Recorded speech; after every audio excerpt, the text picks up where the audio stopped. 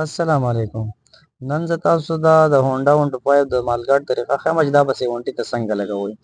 او بله پیدا و پکې دا چې کله د هونډا مالګارډ خراب شي زنګ یې ووهي نو دا تاسو فالتو کوئ مه، دا 70 ته بدلولی شئ. او د 70 چې کله مالګارډ خراب شي شاته بریک بدۍ دا ځګی زیات خرابېږي، نو چې کله دغه ځګی خراب شي نو دا مالګارډ هم تاسو فالتو کوئ مه، دا به تاسو په دې منځ کټ کړئ او 70 ته یې بېرته ولګوئ.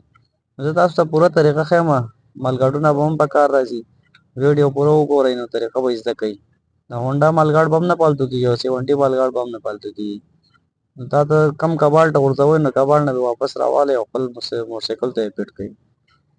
نو پوره طریقه وګورئ او ویډیو مو سره خوښه شوله نو لایک یې کړئ، کمنټ پرې وکړئ، شیر یې کړئ خپلو ملګرو سره.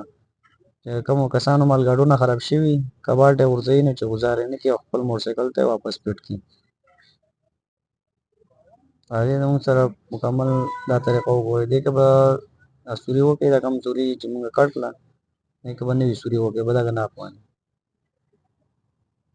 نو دا به چیک کړئ چې صحیح راغله، سوري برابر شو نو کابل یې پرې ولګوئ. بیا به په دې باندې خپله بریک بتۍ ولګوئ، فټ کړئ. د هغې نه چې کوم ځګی لاندې دا زنګ ځګی تاسو ته ښکاري دا خوړلی دی، نو دا زنګ ځګی به ترې ګېټ چاپېره کټ کړئ.